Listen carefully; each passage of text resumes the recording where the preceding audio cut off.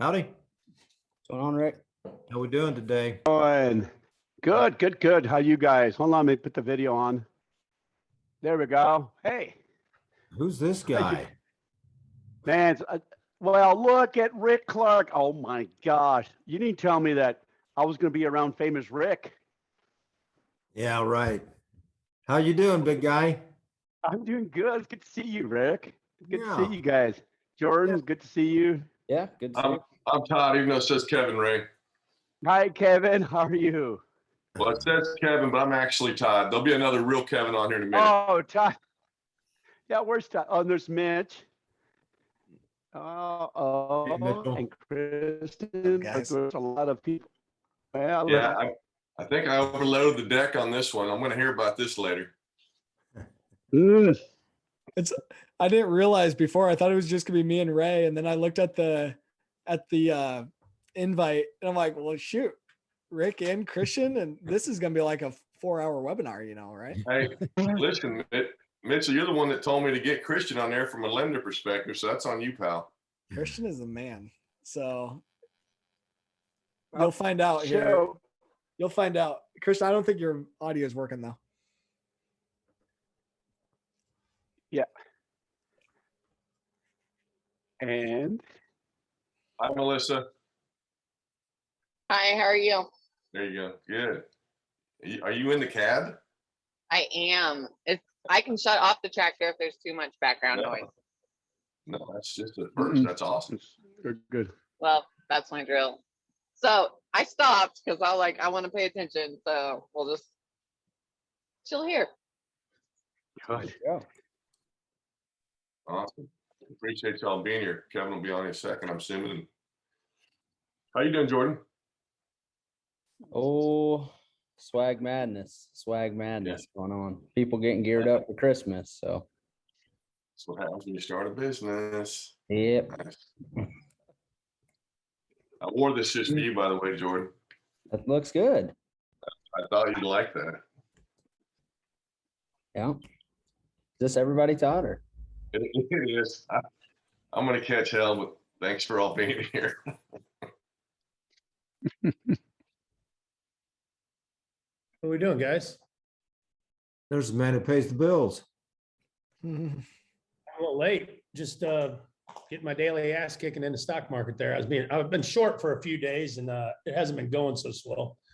Jordan's like, Dad, when are you going to quit trying to do that here? But I don't know. We'll see. I can't learn my lessons. Yeah. Yeah. So not I know what you're talking about. Yeah, so I guess we're just going to keep going higher and higher and higher. I guess these young kids got more money than they know what to do with. Just keep plowing it in. So we're going to keep going higher. I don't know. I wish I did. So the land of bubbles, everything's in a bubble. It seems like. Oh man, is it ever? Yeah, it certainly feels that way. We got young kids out here. Yeah, out here by our neck of the woods. I mean, I got some Jordan, kids that my son and daughter went to school with, buying their first house, and hell, they're paying $300,000 and $400,000, and it just seems like the houses are a piece of crap. There's stuff that we couldn't give away 20 years ago. It felt like, or at least 15 years ago. And man, it's crazy what they got to pay up for. So I don't know. It's going to be tough for them. That's for sure. Yeah. Well, used cars are the same way, Kevin. Yeah, go ahead.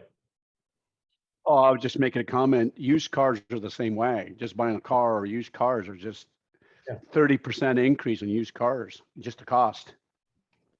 Yeah, you know what's nuts? I bought just to give you guys another story, and I just told my wife, I said, I'm selling this damn. I bought a new GMC as a 2500 Duramax, about 2 years ago. And I put 15,000, about 17,000 miles on it. Todd, you know the one. We drive one about every 3 years. I trade it because I travel around and speak a lot, and Todd goes with me. So I used to always just buy that Duramax. I took it over to CarMax the other day because I'm like, I just want to see what they'll give me. I think the sticker on it was 72 or 3, and I think I paid 68 for it with my rebates and everything. They gave me 5,000 over sticker. And I told my wife, I was like, I've never made money on a new car in my life. I've never even come close to making money. You know, you lose 10, 20 grand when you take it off the lot. So I told her, I sold it. And Jordan says, what the hell are you going to do? And I said, well, I'm going to drive your new truck that you got around for a while until prices come down. Then I'm going to buy me a new one. So I'm driving Jordan's new truck. He's like, are you kidding me? I said, you got another Jeep. You'll be fine. I'm driving that truck around. So I like it this way. This is nice. So it worked out well, Todd. You'd be proud of me. Well, I was going to ask you, Jesse, we won't get into it, but Jesse's looking to buy a $400,000 house too. I'm like, you might want to hold off on that. So she thinks she I don't needs know. I don't know what to tell them. I don't know if it's going to come back. You know, it's like everything, you know, higher cost of seed and fertilizer. People are a little reluctant to backpedal once they raise those prices. So I don't know if we'll drift back too much, Todd. I mean, I told Jordan to just go ahead and buy some, just because the dang interest rates are so cheap. I think Jordan's trying to buy his first house, and he locked in a rate at 3.25, I think, on a 30 year. So I was like, you know, it's tough to beat that. I mean, you can. I heard some guys in the twos, but I don't know what happens here. So I guess we can discuss as we talk. So, Well, my parents, when they bought their first house back in the 70s, it was 18%. 18% in the 70s. And now, you know, because it's interesting advice, because you've never seen the interest rates so low in your life. That's why people can afford more of a home, because the interest rate's so low. oh yeah, I agree. And I just, my theory on it, just to give you guys my theory, because I've been in real estate damn near my whole life, and we have a lot of buildings, and I've done single family and multifamily. I think this next generation of millennials and the Z's, I think the push from the demographics is going to be so strong. I don't think we have the supply pipeline to meet that demand for a long, long time, because I think we're lacking blue collar workers and trade association workers, whether it be plumbers, electricians, roofers, concrete. A lot of my buddies I grew up with have those trade businesses, and they can't get anyone hired. And so I suspect, you know, demand on the housing front, probably, as far as there's just not going to be a lot of big spec building like we saw, you know, in that run up in 05 through 07, 08. We were doing a lot of spec home building as well. You know, there were a lot of banks loaning out. They'd let guys get 100, 200 spec homes out. And hell, banks now, I'd let you get 2, 3, 4 spec homes, you know, and you just don't have the crews, the available blue collar workers. So Todd, I just suspect there's probably not going to be much supply. So as far as the demand we're going to see come from this younger generation as they start to get older and have kids and kind of move out on their own. So I bet there ain't much of a break. I mean, there'll be some little pullbacks here and there, but there's just probably not going to be a whole lot of supply out there. So we'll see how it plays out. Well, another thing that's interesting is that COVID in Missouri, you could buy a home with 5 or 10 acres, a nice ranch home for 10, 20 acres for 200, 300,000. Yeah. There's none. There's none, because people saw empty shelves at Walmart, and that freaked people out. And there's a redistribution from the cities and a migration going to the countryside, and there should be, because there's too many people in the city, and we need more small farms. But I've seen that, where in Missouri you could buy land for real reasonable, but the land is doubled easily. Even a land that's kind of marginal like mine, pasture land, has doubled. That's crazy. I agree. So, well, Todd, we want to kick things off and introduce everyone, or what do you want to do here? Absolutely. No, Kevin knows that I'm very excited to do this. I think this program on regenerative agriculture is going to fit in with all of our tenets of trying to present new ways and looking at things and new opportunities to do that, and hopefully in a profitable manner. So today we got a large crowd. I want to start out with, I'm going to go from the top down. I don't know what your screens look like, but just do a quick intro on yourself, and then we'll get the ball rolling. So Rick, let's start with you. Hey, good afternoon. I'm honored to be here today. Got quite the panel of folks to speak about regenerative farming. Rick Clark, West Central Indiana, 5th generation farmer. And we are just about to transition the whole farm to organic. And not only organic, but it is organic with no tillage. So we are what I would call the pinnacle of regenerative farming. So it's not for everybody, but there's plenty of room on the spectrum here to be a regen farmer. So thanks for having me. Ray. Oh, you would have to put me after Rick. I mean, that's when you finish saying that, man, you can't even keep up with that right there. I'm a retired NRCS USDA employee. I'm here to help you because I work for the government, right? I put 30 years. I was a national soil health specialist for the latter part of my years. I have a small ranch in Missouri. I raise hair sheep, some have South Pole cattle, and some and do bees. So part of a regenerative system. So that's what I do. Mitchell. Hey everyone, I'm Mitchell Hora. I'm 7th generation on my family's farm in Southeast Iowa, Washington kind of area. We've been working down the regen path for a long time. Started no-tilling in 1978 and cover cropping in 2013, but still got a long way to go. Long journey ahead, but we're seeing some really good things happen. We've focused heavily on data collection and Haney testing and stuff to help to fuel that journey. And I started a company called Continuum Ag in 2015. And now we've built a software around managing for soil health and helping to digitize some of this, helping farmers and their consultants around the world to be able to profit from improving their soil health and scale up this message and gather some data so that we can showcase these outcomes up the supply chain and generate more opportunity for farmers and more opportunity to help them understand the logistics and economics of implementing these regen systems. Perfect. Melissa Nelson. Hey, so I wear 3 hats. My name is Melissa Nelson. I am located in central Kansas. The first is I'm a research scientist. I own my own crop research facility, so I work with developmental chemicals, varieties, genetic testing, etc., before it gets to that commercial level and gets submitted to the EPA. The second hat I wear is I help my husband and my brother-in-law on their 4th generation farm. We run no-till, cover crops. We've got a background in yards. Very involved in all facets of agriculture on that front. And then the third hat I wear is South Bend Industrial Hemp.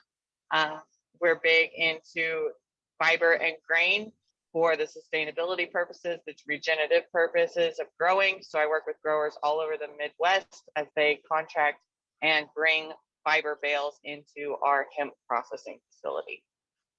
Awesome. Cristian Rabobank. Thank you, sir. Thank you, Kevin. Like I mentioned, or I was trying to mention before I got a landline so I can actually talk to you guys. I came here because Mitchell, wherever Mitchell is, it's a great conversation to have. So I applaud you guys for inviting him to this panel. So my name is Cristian Barcan. I lead sustainability at the rural side of Rabo Bank or Rabo AgriFinance in North America. One of the main things that we do, or try to do with engaging our farmers on advancing the sustainability effort for agriculture is to pilot a carbon credits, carbon sequestration program where we actually partner with Mitchell's organization, Continuum Ag. And we started with 5 farmers implementing a variety of regenerative agriculture practices that were actually tailored for their operation based on the experience that Mitchell and his team has. And we're going through the first iteration of that. We're hoping to expand that pilot to double the amount of clients. So we're going to go from 5 to 10 and double the amount of acreage to about 25,000 acres over the next 9 months. And happy to be here. Thank you. Thank you all. Appreciate it. And Ray, don't get up anymore. I got to ask you the next question. Now, I just like to start with a from the philosophical standpoint. My time here and what I've learned, there's just a huge lack of understanding in the what regen ag is and the many definitions. And then on top of that, many questions about, who's it for, what's right for it. So I'd like to throw it out there. I'm gonna start with Ray, and then everybody get a chance to answer if you have something to add on to that. But to Ray, I mean, just for the sake of the conversation, people listening, looking to make a change, when we say regenerative ag, what are we speaking about exactly? This is my own, I think everybody has kind of a different definition, but this is my definition after many years. I call it regenerative agriculture is really about a renewal of mind. Regeneration means renewal, and the natural ecosystem always continues to renew itself. And when I say regenerative agriculture is about facilitating agriculture with a renewal of your mind, the way you look at the natural system, and knowing that the goal is to emulate and to mimic nature. That was always really the true design, that we follow the design, the principles, the patterns, the architecture of the natural system. So regenerative agriculture, because our bodies regenerate all the time, nature does the same thing. So to me, and it really starts with renewing the way you look at things, renew of heart and mind. That's my definition of regenerative agriculture. Rick, you want to add? Yes, I do. Thanks, Ray. That was great.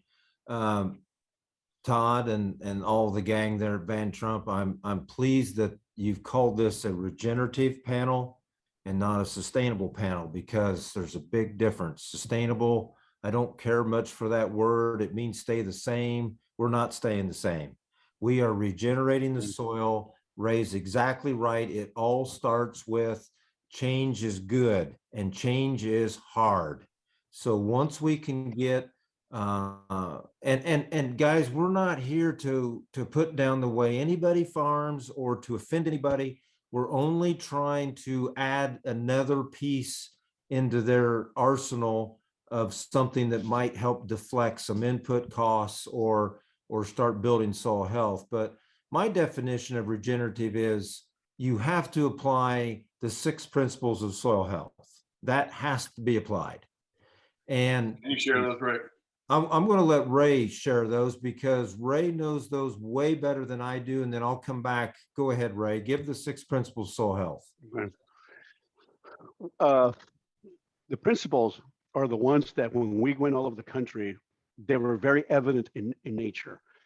And we added one just recently, and it was called, the first one and the most important one is context. Understand ecological, social, cultural, and the spiritual context of the human being, because they're the ones that impact the soil and change everything, because we're intimately connected.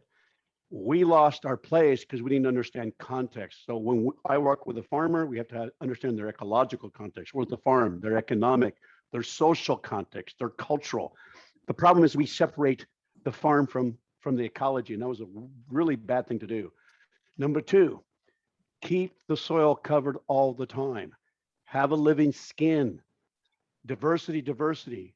Reduce chemical, physical, and biological disturbance. And the last one, and very key, nature doesn't farm without animals. Integration of animals in the natural system. Notice what they all are. It's really about nature's patterns, and these are nature's patterns and how it does business. So, and again, we added the last one. The first one is called context. So those are the 6 principles we talk about. Yeah, and to add to that, we are trying to maximize or minimize each. Like when Ray says minimal disturbance, we have gone all the way to no disturbance of soil. We've eliminated all chemistry, all tillage. And what we're seeing is, I know this seems crazy, guys, but we are now heading into year 8 of not applying any fertilizers on our farm. So we are saving massive amounts of money on inputs. And you're seeing a progression of the weed cycle, because that's the number one question. What about all your weeds, Rick? Well, at the beginning, it's broadleaves. Then the broadleaves run their pattern out. Then it becomes grasses. Then you move out of the grasses, and then shrubs would be next, and then trees. Now, we're not going to go to that point, but that's the progression, and it is real. So I guess I haven't really answered your question of what my definition is, but it's a combination of all of these things that require the 6 principles of soil health, being a good steward of the land and being conservation minded. So, and by the way, Todd, I'm just about ready to let Mitchell fly here, but by the way, this is part of the problem with the industry right now. There is no definition. We're all running on 25 different definitions. So how can we be heading for the same goal if we can't get together and get that one definition figured out? So that needs to become a project for somebody. So take her away, Mitchell. I do not need to be the one who defines it. But when I try to boil it down, in my definition of regenerative ag is that it's a continual implementation upon the principles of soil health. So you've got to be moving the needle towards all those. And that's why I say on our farm, we're not there. We have a lot to learn, and we've been on this journey for, like I said, I mean, on a no-till standpoint, and looking at conservation is all it really was at that point. Soil health wasn't a thing. Regenerative ag wasn't a thing. Carbon credits and all this stuff, that wasn't a thing in the late 70s. You know, they were doing it because they knew they had to conserve that soil. So to me, like I said, it boils down to it's a continual implementation upon the principles of soil health.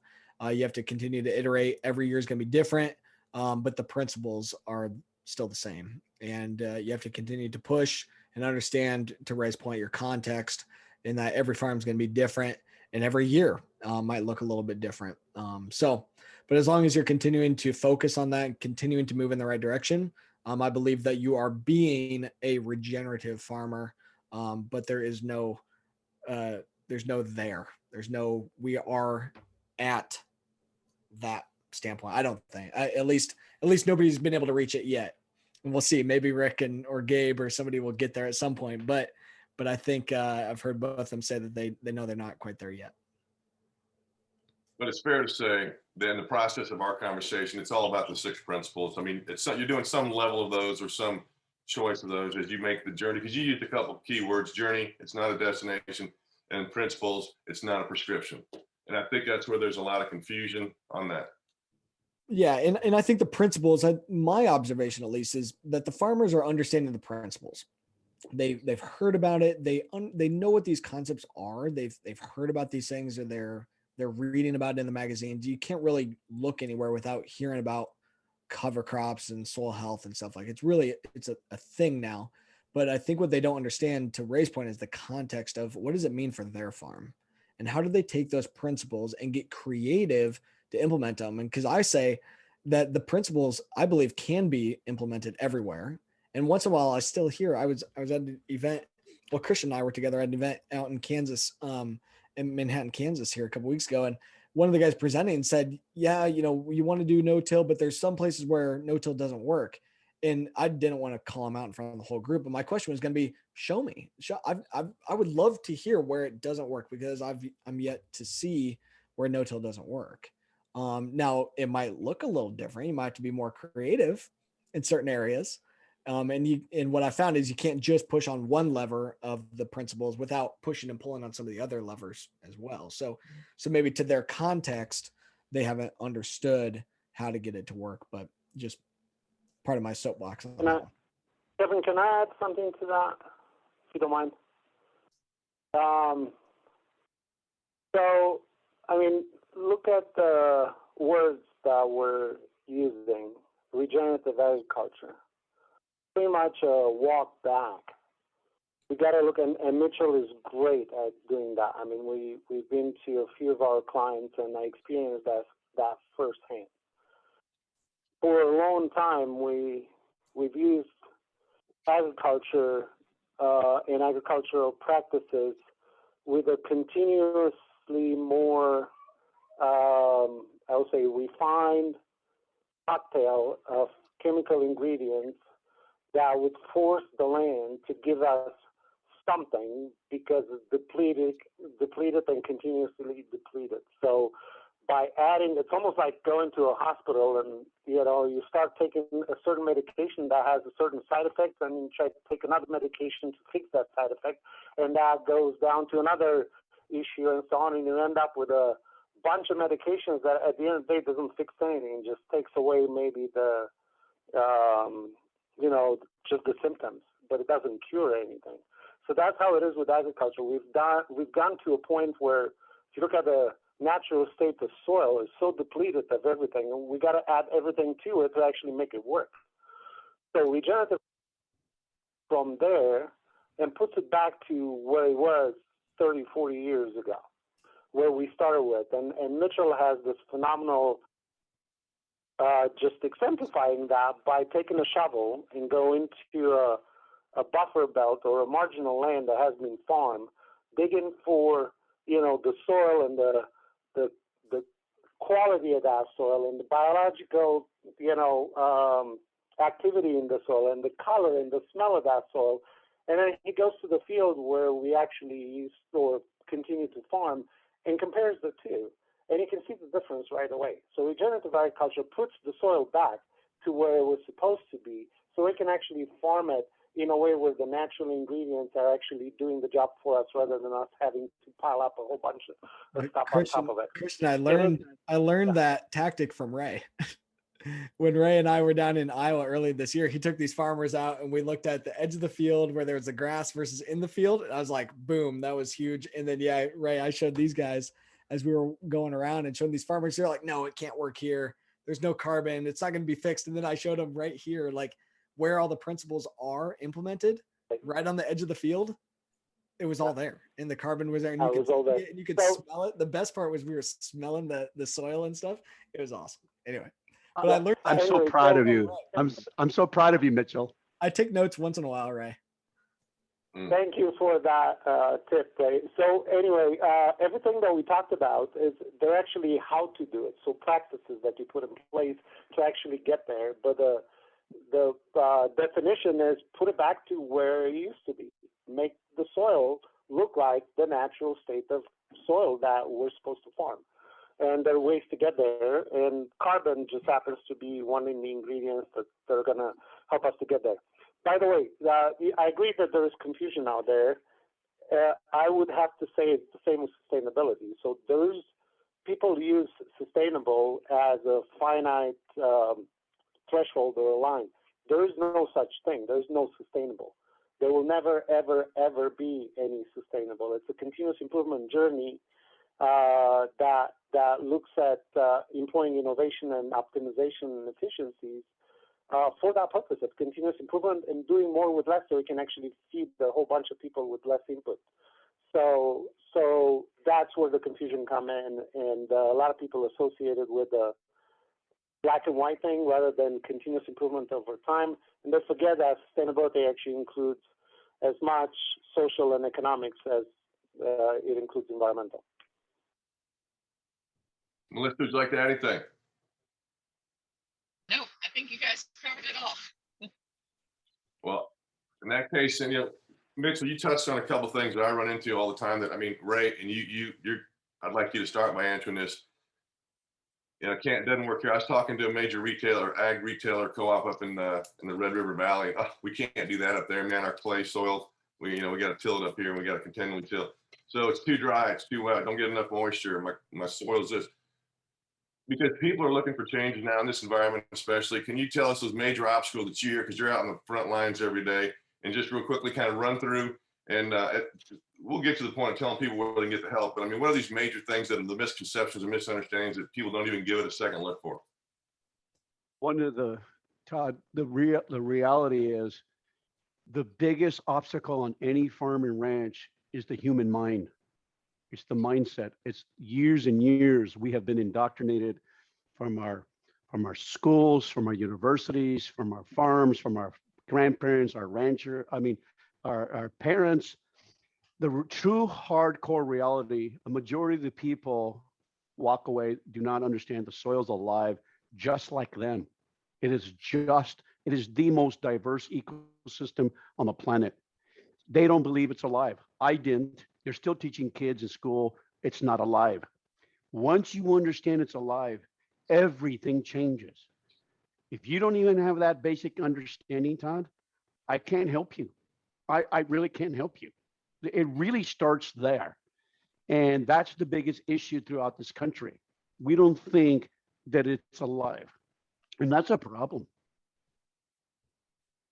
So all those categories, if it's too dry, not enough, it's too thick, those, I'll fall in the category of just, I'm used to doing it this way. Don't need to look somewhere else.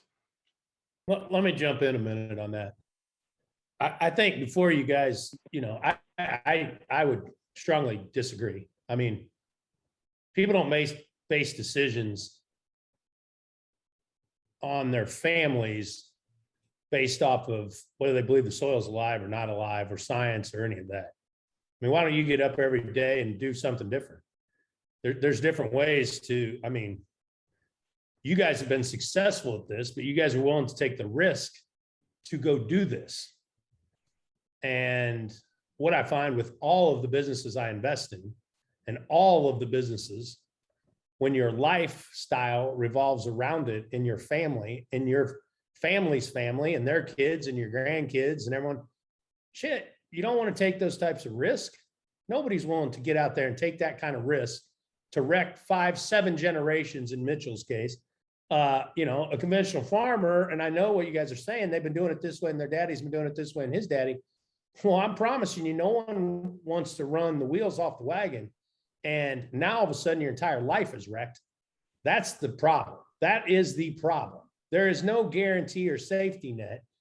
All of this sounds good in theory. And I talk to plenty of people and I think they would love to maybe try it, but lots of people would love to try lots of different businesses, but they just simply, because they don't want to risk losing their family, losing their lifestyle, losing whatever they deem to be. I love what Ray says, that context is so important. If you're starting off from zero and you're a new farmer, by all means, this sounds awesome. This sounds great. I can either choose to pour a bunch of chemicals out and do till, or I can go with these guys and what they're telling me works and, is awesome for my soil. But when you're in and you're 10,000, 20,000 acres in, and you got a $7 million line of credit at the bank, and you've got everything leveraged to the hilt, you're not going to listen to this podcast and be like, oh shit, great idea. I think I'll go out and turn everything around tomorrow and just flip this and risk my kids, my family, and everything we've worked for. Nobody's going to do that. That's unrealistic. That's the thing. I think people are too extreme in this, and just by the verbiage that they use, because, Ray was over there saying, I can't help you if you don't think that's a way. And I'm over here as a farmer with my line of credit, with my thousands of acres, and I'm going to say, okay, this year I'm going to implement this. And next year I'm going to implement, it's going to take us a long time to get where, someone that just went full tilt regenerative ag. And it's not that they're not working towards it, but it's going to be a slower process because you economically can't just risk everything and do that.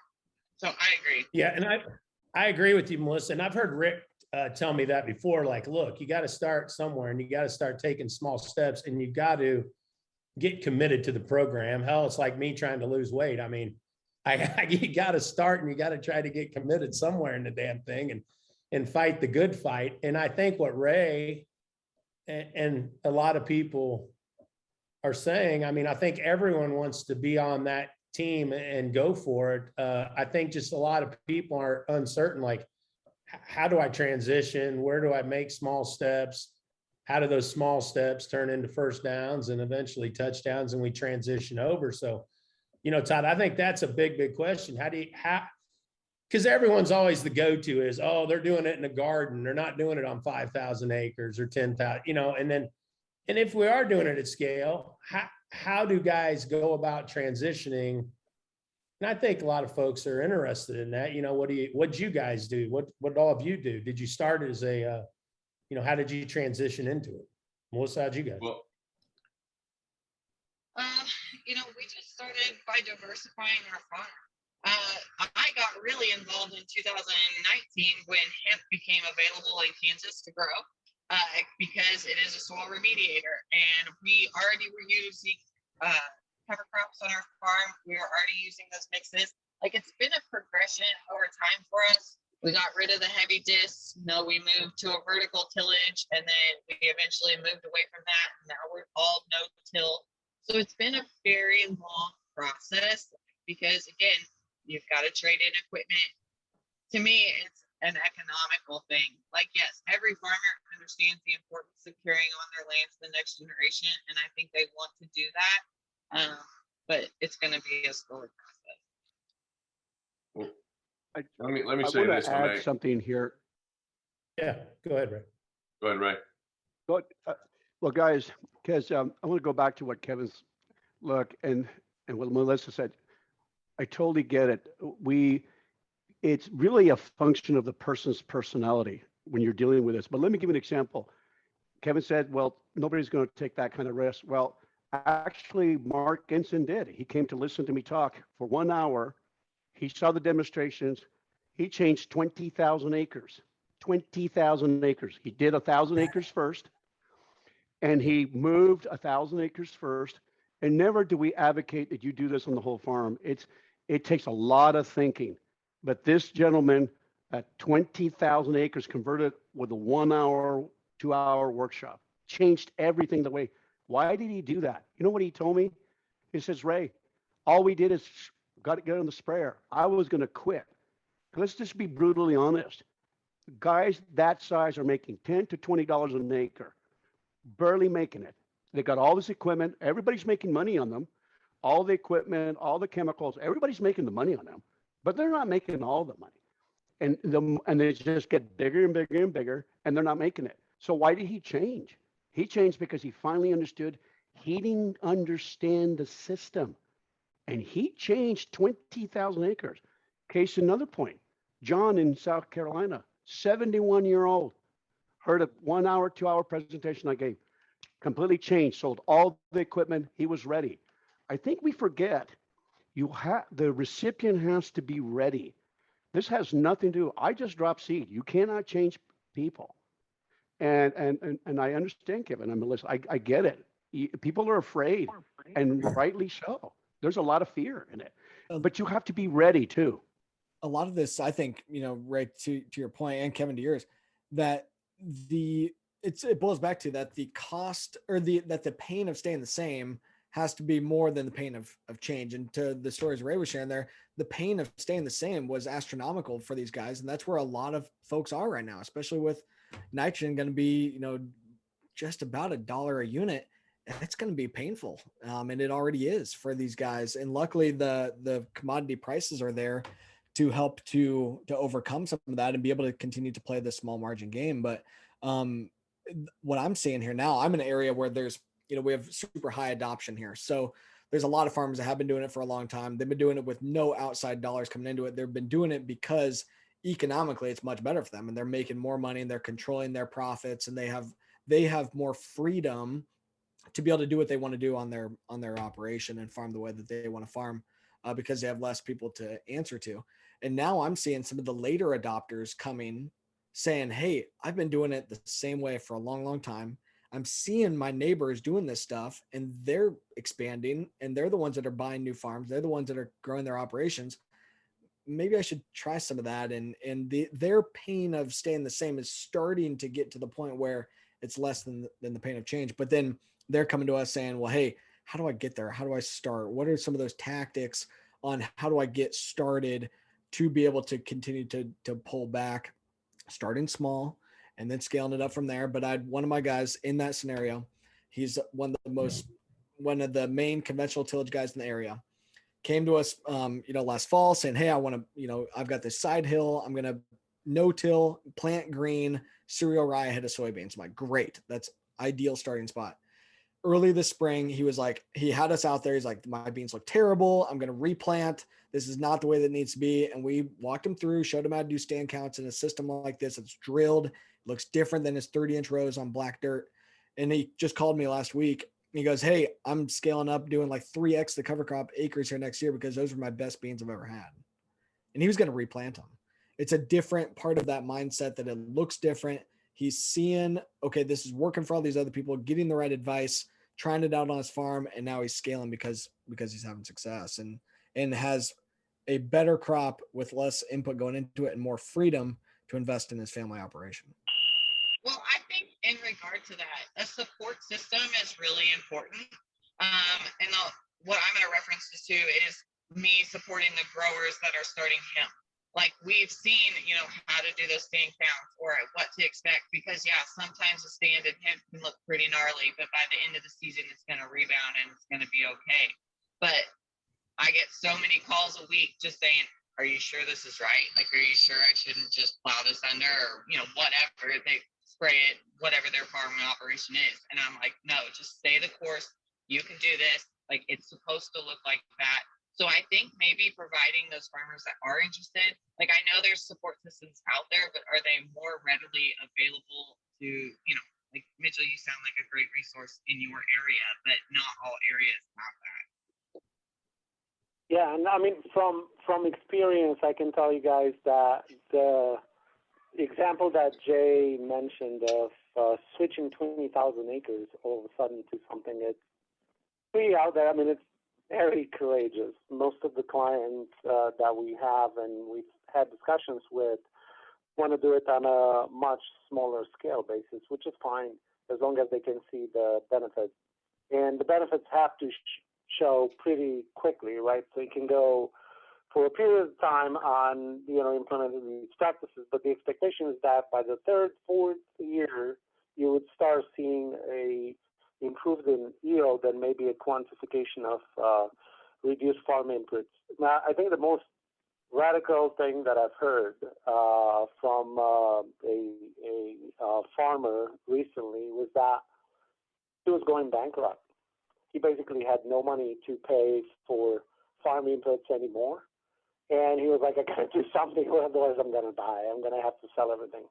And that triggered that radical change. And 5 years later, he was like super successful in making, a ton of money out of it. But I think the approach has to be tailored per the realities of the operation of every farmer. So there's not one size fits all for everybody. And that's where expertise like Mitchell's comes in, and others in other areas of the country. And secondly, start with something that you're comfortable with.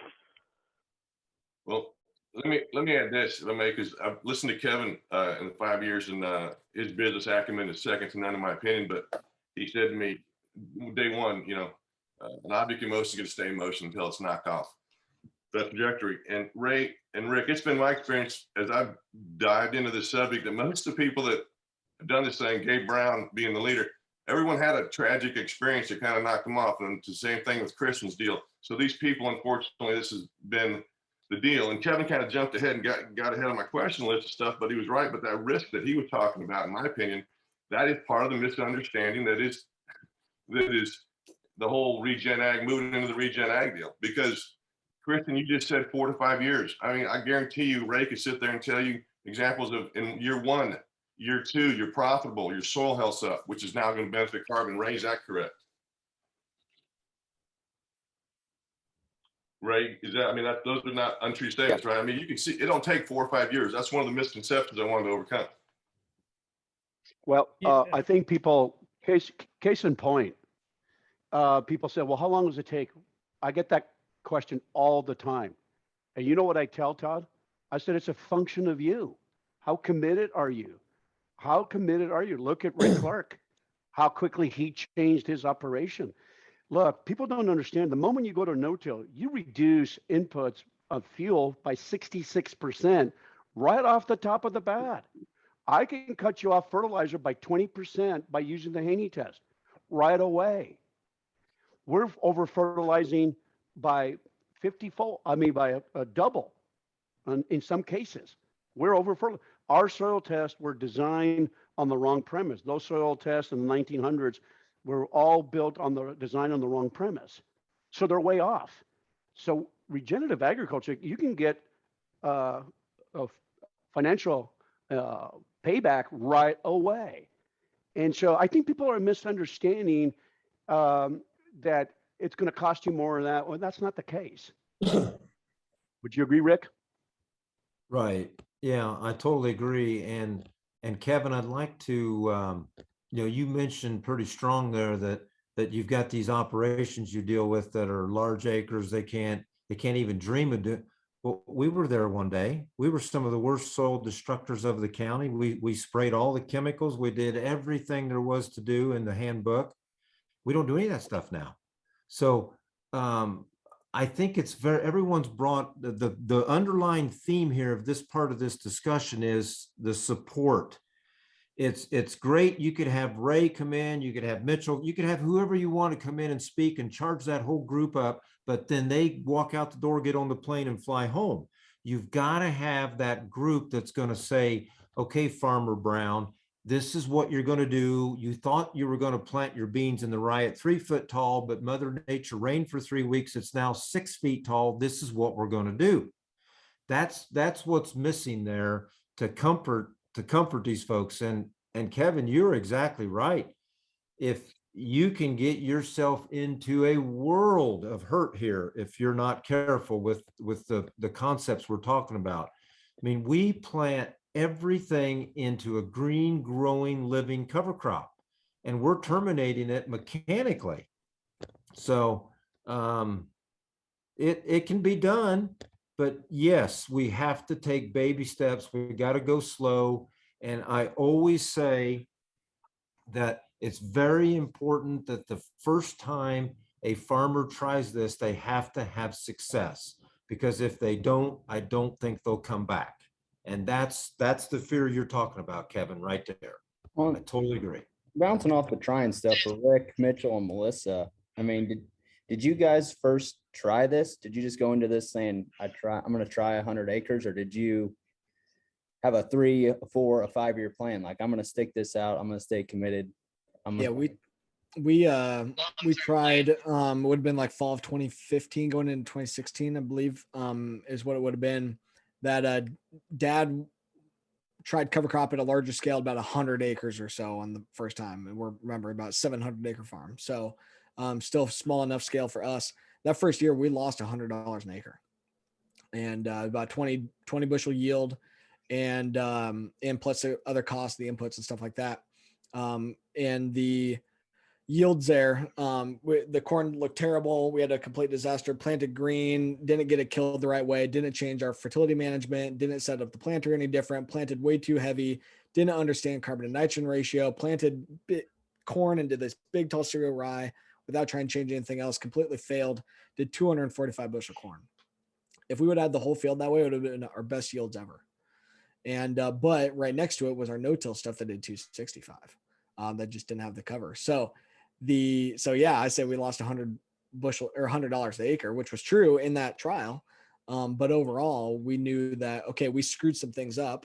We didn't understand the principles yet. We didn't understand that network. We didn't have that. I was still up at Iowa State. Dad was at home trying this stuff out because he had some other people that were saying, hey, you should give this a go. We identified what we did wrong. We got the help that we needed. And now we're going well above and beyond that. Some of our stuff now are relay crop kind of things. We're profiting an extra $200 profit bottom line because of some of these things we're doing now. And so in year one, we just had to identify what we were doing wrong. And now what we see is now all the farms we transition, we see soil health improvements in year one, understanding you need to know what you're looking for, and that you need to have somebody that can help you, that can hold your hand, that is their local, that can help you to understand how to avoid those issues. Because we had a big disaster, and now are able to tell that story and help other people to avoid that disaster for them. And that's what this is all about. This is a community. That's what I think is so cool about all this and this conversation stuff is the regenerative movement is led by farmers, and that's where it's got to stay. It's the farmers and that group of people that have been doing this for a really long time that built community around this. And now there's a lot of folks that want to come to the table, and I think it's great. And like Rabo Bank, obviously one of them, and a lot of people that are saying, hey, we need more of this. But really what it is, we need more community. We need more farmers working together. We need more farmer empowerment to be able to understand that there's a path forward here that is probably going to end up being mandated at some point. And if not mandated, at least demanded on behalf of the consumer. So do you think it's a little limited by, and I'm just going to generalize this, but like farmer pride, it's the biggest form of peer pressure. If someone gets out the planter, you're like, shit. It's even though it's March 15th, we should be out there too. You know, if that yield, that drop, do you think that's what's holding some of the farmers back? 100%. It's a little different. Yeah. Yep. Well- it's the that yield is still the main and the only metric of the outcome. And that's where like Rick's side, Rick doesn't even care about yield at all. You know, and for our farm, like yield is still fairly important for us because we're still in a conventional system. We're not all the way there yet. And in order to be able to get this to work, I've still got to be able to have a balance there that we are along the journey where we've been able to we've decreased our synthetic fertilizer by 45%. That's going to put a lot of dollars in our pocket right off the bat here for this next year. So, and we're still maintaining record yield. So we're not seeing the yield decreases and able to cut our other inputs and put more dollars in our pocket. Kevin, I'm going to tell you right now that if the group of farmers that you touch, which is very big, you've got a big gathering. If you gave that group the right information, the right teaching, the right care, every single one of those folks could farm in some fashion of this way. And I guarantee that. Now, the problem here is everything around a farmer is based on yield. Their success is all about yield. I mean, Mitchell mentioned it. Everyone in this conversation has mentioned it. So it's not about yield. It's about return on your investment. That's what it's about. I mean, if you can reduce inputs and gain soil health and stability and aggregate stability and water infiltration rates and water holding capacity, and all of these things become pluses, it's way beyond what we're just talking about here. Let's think about the municipalities that need clean drinking water for their towns. It all comes back from the farmer as well. And these things have to be thought of more.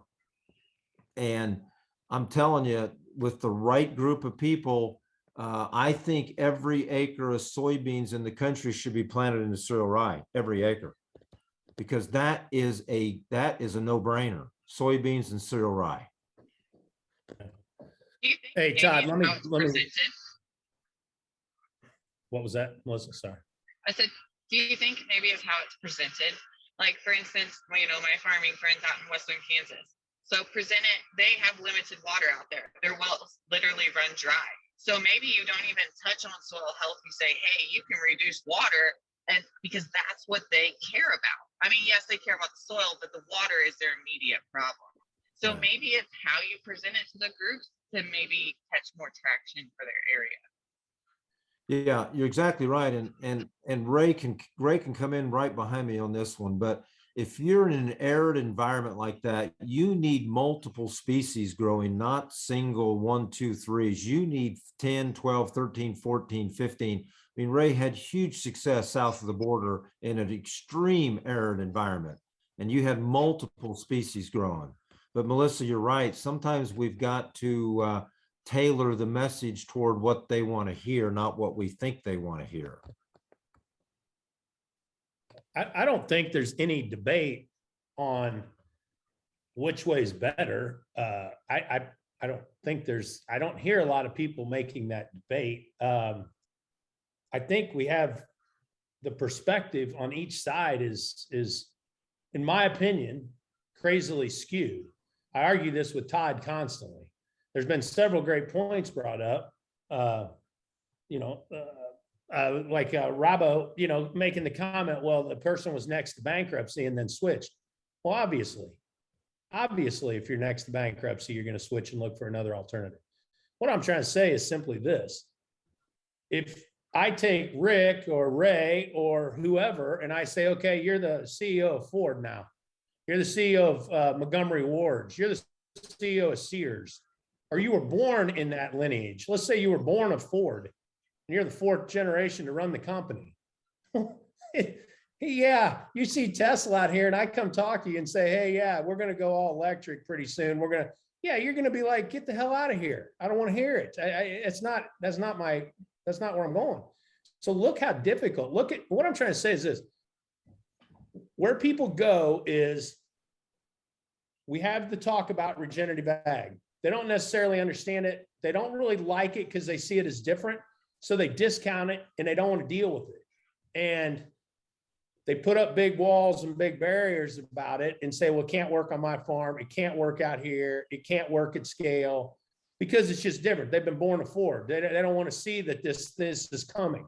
I think the argument is this. Do we all collectively agree that at one point down the road, our kids, the government is going to pressure this, and it's going to continue to pressure this climate change, and we're going to have to change. There's not a question. I think Rick and Ray and Mitchell and Melissa and all of you guys are the forerunners. And Mitchell said one of the most important things that I always tell my kids, the guy that fails first or the girl that fails first and fails the most wins the race.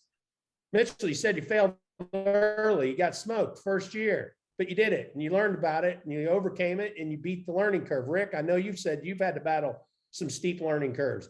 Well, all I'm saying is you guys are way ahead of the race. And for the people that want to be stubborn and drag their feet because they're running Ford or I mean, you're going to be behind the curve. I am totally in agreement. You're going to be behind the curve. So the quicker you can fail and just bite the bullet, if you believe that the government is going to continue to push this. And just like Melissa said, I got friends in Southwest Kansas. Water's an issue. If you don't want to look at water conservation tactics or techniques, well, you might as well find an exit strategy because I suspect your grandkids probably aren't going to be able to operate on that farm 50 years from now. So But the big opportunity is that we failed so that the other folks now don't have to. And we can show them, here's how we overcome it so that they can have better success. But again, we have to tell that story. We're trying to build all these case studies and show them the data and show them the path so that they can, if they're ready for it, that we can get them all the tools that they need. There's more available now than ever before. And people willing to share that story and to help with no expectation. Yeah, but Mitchell, you go back and look through all history. I mean, I traded on the exchange. I mean, I've invested in all kinds of companies across many sectors. Hell, you don't even have, I mean, 80% of any company that's ever gone public on New York Stock Exchange is gone, dead, goodbye, poof, see you later. They can't make it. It is for an extended period of time. So what I'm saying is, first and foremost, people have to understand some of those brilliant CEOs in the world I've watched not be able to pivot a company and not be able to look at the amount of land that's on the market right now. That's happening right now. Yeah, no, I agree. So it's like, it isn't that you don't, that people, when people start to feel stupid or feel they don't know anything, they start to bull up and then want to battle and argue and all that jazz. I don't think that's at all the case here. I think the folks on the panel have gone out and kind of seen where they believe things are going to head, and they failed quickly and failed and overcome a lot. And, I'm in your guys' camp. I think that's where we're headed. I really do. And how do we get people to convert? I don't know. I think it's going to be hard. Like I said, people got to take a lot of risk. It's going to be scary. Luckily, there's you guys out there who have gotten skinned up and busted up a few times. You can maybe help them avoid some pitfalls, but it isn't going to be easy, and it's certainly going to be scary. And when people are scared, I mean, they bull up. So I just like to say, think of it as if you were having to manage a Ford or a GM or a Sears or Montgomery Wards, and you've watched them all get kind of really smoked as they try to transition and pivot this thing. So it's going to be tough, guys. I'm on board with that. So how do we take the fear away, Kevin? Because that's the biggest thing that I think most of the farmers that I've talked to have. How do we take the fear away that by implementing all the stuff that they haven't been trained on, that seems counterproductive to everything that they know about agriculture and the way they farm for the last 20 years, it's actually going to result into something good, and it's not going to kill their crop. Yeah, no, I'm with you. But a little bit of the issue, I think, too, if you guys might agree. I mean, even though farmers are running multi-million-dollar businesses, they haven't been armed with a lot of business acumen or business tools to where it's like, this is like in their blood, the farming practice. And it's like, this is what is this. And like, I like what Ray said, that context of how they farm has kind of become them. So it's like, man, you're not just pivoting a business, you're not just pivoting a business, you're pivoting this whole person. I mean, this whole person has to change. So it's like, woo. I mean, that's tricky. That's a lot. It's hard. There's no question. So I don't think anybody can be successful at farming if they don't live it. Like, I think that's what makes farming so unique, and this industry is so unique, is that it's a lifestyle. Like, you live it. One point I want to bring out, guys. Let's one of the things we need to realize where we're at nationally and globally in this movement. We're still in the early innovator stage. We're less than 1% of that. Until we reach 13%, we all know then the majority of the mass will go over. And the true reality, guys, we farm and ranch. I have my own ranch. I lose sheep all the time. Ranching and farming is one of the most difficult things on the planet. You're dealing with a dynamic ecosystem. And here's what we're telling farmers, like, guys, look, the natural system sets the rules. If you follow the rules and obey her and mimic her, you don't have to work so hard. You don't have to spend so much. You can have a better life. You'll have more life in your soil. But if you work against the natural system, you're going to spend more. It's going to cost you more. You're going against the natural system. We all know that the principles that God created this planet, this is the way it works. This is the way it flows. You either work with it or work against it. The decision is yours. But here's the thing that we've never done before, Kevin, and I wish I would have been taught in college. I wish one of my professors says, Ray, look, focus, like my wife talks to me, look, she says, mimic nature, mimic me. It's pretty simple. I said, look at the architecture. That's why when I taught Mitchell, look at the shovel. I had a big organic farmer in California. He got bristled up. Like you said, Kevin, got this pride. Look, we're all human. We get that pride. None of us want to be wrong. But he said, look, I'm a good organic farmer. And I said, you are. But I was trying to tell him, I said, you're using the wrong plant to build carbon. And he got real pissy with me. And I said, look, so I grabbed the shovel, walked right there. And I said, okay, this is nature. Dark, dark black soil. This is your organic regenerative, like you call yourselves regenerative. It's 10 shades lighter and it's almost pale. I said, nature, you're not doing as good as you think you do. Last statement. Guys, I've had to be humbled. If you are not in this to be regenerative movement, you know what the number one ingredient is? Humility. If you are not humble to realize you don't know everything, you know hardly nothing about the natural system, I'll just be brutally honest. I've met 3 or 4 or 5 farmers in my whole career, traveling the whole country, that have an exceptional knowledge of the soil ecosystem. 3 or 4. I mean, they're well grounded. They're well read. You know, another thing I noticed about regenerative farmers, they never stop learning. They're always listening. They're always learning. But here's the thing. Farmers will spend $200,000 on a tractor, but they won't come to a conference. They won't go to a school. I'm sorry. I can't feel sorry for you. I mean, let's just be brutally honest. And when the government cuts the money, because it's our money, guys, and we don't have any. We keep borrowing. We don't have that money. That's why Australia has been so effective, like what Mitchell was talking about. And Rick, you know what they've done? They don't have cost share. They use community. They work together. They all have that same goal. The problem is we think we're competing with each other, but we're competing with the world, guys. So it's really a human dynamics, Kevin. It's very complex. So I have a question for you, Ray. You know, you talked about Yes, ma'am. evolving and all these things. What is your opinion on like biostimulants? Because for my research company, over 50% of the trials contracted with me were biostimulants this year. Yeah. Here's you know who changed? Rick and I have, I think, pretty much the same philosophy. Rick and I are thinking, for me, I used to think, you know, plants and animals do everything. That's what they want predominantly. But I have learned that when the system is so degraded, and I've been around some brilliant scientists like Dr. David Johnson, he is getting some exceptional results with the Johnson Sioux.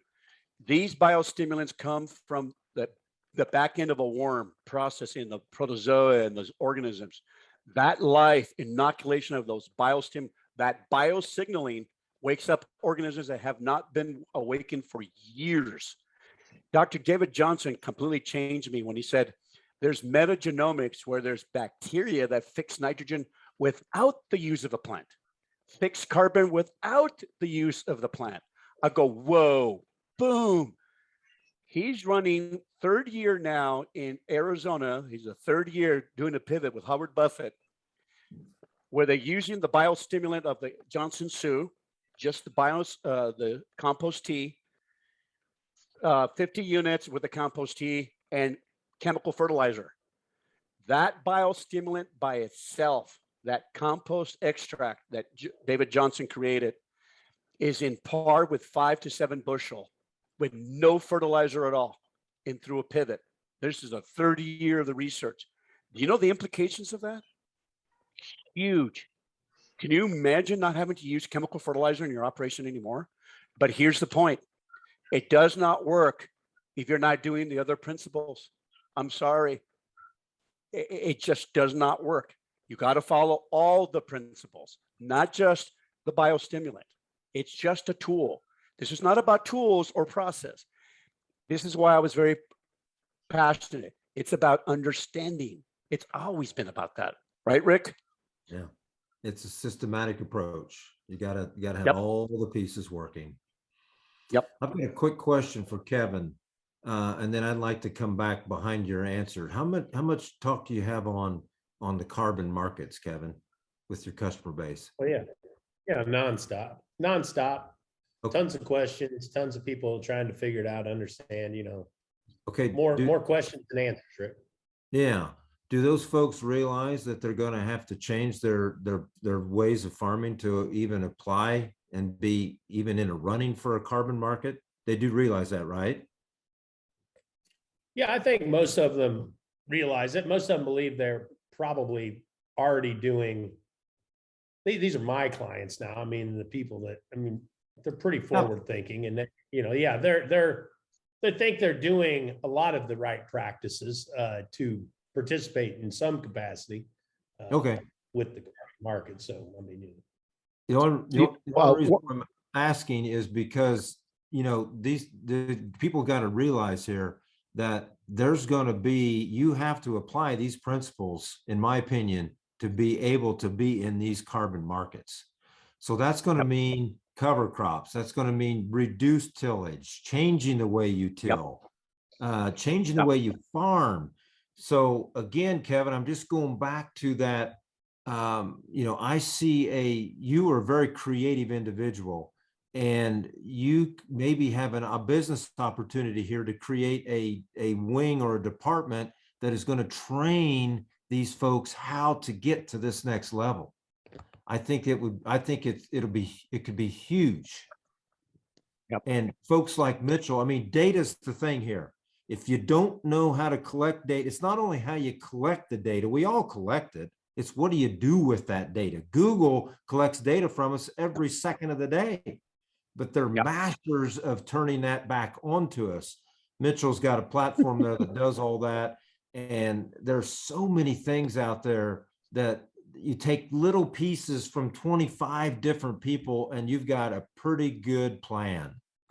So, yeah, I just tell you, Rick, I like to, try to provide perspective. I had a buddy and his old man and his grandpa, they owned a bunch of gas stations around Kansas City. And then the kid that's my age inherited them, and he kept doing things same way. And I told Jordan, I'm like, I just wonder what's going through his head. What is he thinking right now? How's he going to transition and leave that to his kids or grandkids? What I don't know. And I always reference that being very similar to a farm. I feel like coming up, I feel like we're in this period where it's going to really swing hard, like we're talking about with the climate change talk and the pressure from climate change and the pressure in Washington and the shift and change. You're sitting here, you own a bunch of gas stations and you want to leave them to your kids. What the hell do? You put in electric charge, there's just a lot of questions to be asked. And I think you kind of have to Yeah, but- realize that if you're a farmer, and then seek that information out, like Ray says, be on a quest. But this is what's important, Kevin, is you got these folks on this panel. We're talking about this. Get this in front of your customer base. And okay, they're not going to switch tomorrow, but they're going to start talking about it. And Yeah. that gets the ball rolling. I agree.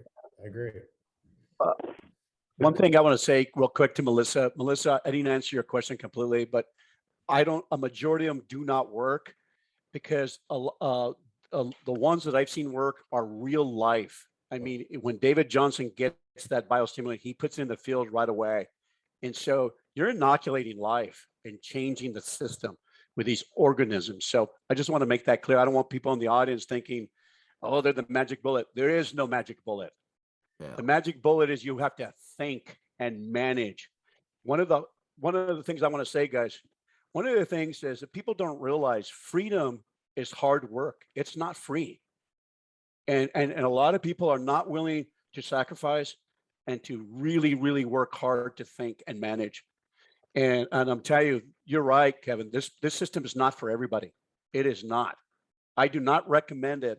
In fact, I said, look, if you're going to do this half-hearted, I'd rather you just continue your own system, because you're going to go to the neighbor and blast it, and you're going to cause more harm. I'd say continue to be a tenant farmer. Continue to be a tenant farmer. Work for the government, work for the chemical companies, work for the equipment company, knock yourself out. I do not want you to do this if you're going to play. Be serious and be a student. And so that's what I tell people. Be serious. Yeah, I want to come behind that with something. I am so serious about what we're doing here that I am now I'm heading into year 4 of no multi-peril crop insurance. I took no CFAP subsidy payments in 2020. And I have eliminated all government programs, no PLC, ARC, nothing. That is how committed I am to this system. And that is the mindset that you have to make yourself better each and every day. And I know we all try to do that. I know that. But this, and like you said, Kevin, this is for real. This isn't monopoly money we're playing with. This is real money. Real stress, real everything. And again, please don't go out and just turn the whole farm upside down tomorrow and do this, but let's get our toe in the water and let's get the right help, the right information. I mean, Mitchell's seen a lot of farms that have tried things and it just blows up in their face. I'm never coming back to this again. Why did I ever listen to those crazy people? That's what we have to get away from, that kind of a negativity that turns everybody off. Yeah, I totally agree, Ray. And another thing too, Kevin, you know what people want is a prescription. Everybody wants a prescription. It's doctor, tell me what to do. Give me a pill. Oh, by the way, I shouldn't know anything about my body. I should just trust you. We become a society that doesn't think critically. We don't question everything. I question everything now. I spent 8 years in college and they taught me this way and I realized it was wrong. So I question everything. You got to do critical thinking. You got to think. And like I said, regenerative agriculture is darn hard work. You have to be a thinker and a better manager. Yeah, I tell people, Ray, the same thing. They call me all the time. Yeah, hey, people said you're the guy we didn't call. Tell us how to market our crop. You know, where do we market? I said, look, if you're looking for a pain pill or a prescription for a pain medicine, that I'm not it. You got to go find someone else. There's a lot of people in this industry that'll do that. I said, no, that's not what I do. So I just challenge you to think, and then you've got to come up with your own plans and programs and that are right for you and your operation and your family. That's it. That's what has to happen. And you guys are saying the same thing. I mean, everyone's going to have to come up with the best program and plan for them. So yeah, it's awesome. We Good surely stuff. need more people like Mitchell, I'll tell you that, because a tailor approach is what's going to do it every single time. And that's why blanket approaches, like some of the ones embraced by some of the carbon credit brokers out there, of just simply do whatever cover crop you want and do as much no-till as you want. As long as you can do it, you're fine. It's just it has dangers associated with it, and it has lack of credibility. So it's almost like, you know, every farmer out there relies to a certain extent on some kind of agronomic advice. It's almost like we should get all these agronomic advisors and send them back to school. But it's just building the community around that, though, because all I did in helping these farmers to work through this process is call on guys like Rick and Adam Chappell down south and Russell Hedrick out in North Carolina, and these guys that are the local people that I can call on to say, hey, I understand the principles and I understand what I've done on my farm, but how do I tweak this for their context? And you bringing in the resources, and then we can continue to scale that. And obviously we're trying to do the digital tools and stuff to be able to scale it, but just building the resources in the community around that to know who to call on to get the right advice, knowing that it's not one size fits all. And what works for me and what works for me in 1 year might not work the same the next year. And you have to continue to learn. To Ray's point, every year is gonna be different. We got to continue to learn, and there's things that this year, you know, we're pretty deep into this, and I think we're learning pretty well. But there's things that we did this year that didn't work. And there's other things that went amazingly well, and we went into it not quite sure if it was going to work, and it worked tremendously well. So it's continuing to figure this out, learn, and build community, and also understanding. I think kind of my last point on some of that is that we have to understand that we can't go and try to sell the unsellable. People will come when they want to come. And I think that's where, to Ray's point, you have to be willing to commit. And if you're not going to be full committed, it's not going to work. You're for sure going to fail if you are going into it saying this is going to fail. So we have to take the people that want to learn, that want to be part of the community, that want to contribute to the community, and want to be able to give back to their soil and give, to better shepherd what we've got here. So, and there's only some people that are ready for that. The pain of staying the same right now isn't that terrible bad. Corn's, prices are pretty good. And yeah, I can cut some stuff, and there's new tech that, I can still make it. That $20 an acre, Ray, it's better than -20, but it's the pain of staying the same versus the pain of change, I think, is going to continue to be a moving target over the coming years. Yeah. And Kevin, I want to throw something else out here. Where we're headed, we're going toward organic. So we're in a whole different marketplace, higher numbers. So the last thing we've got to be careful here is that you're not going to save the farm. Okay. If you're headed down, if you're rolling over and you're going the wrong way, you're not going to start all of a sudden go down the Regenerative road and save the farm. So we got to be careful here. Again, context, like Ray just stresses here. Every time that phone rings, I got to ask 25 questions to answer the one guy's question to me, because I got to make sure I'm getting all the story here. And that's the same thing that everyone else has to worry about. And again, there is no one size fits all. It's going to be different for region to region and climate zone to climate zone, but I will guarantee you that all 6 principles work around the world, just different ways they're being used. So what would be awesome, Kevin, would be to get 20% of your customer base to try something different. That would be a success right there. 20% of your acres that you touch.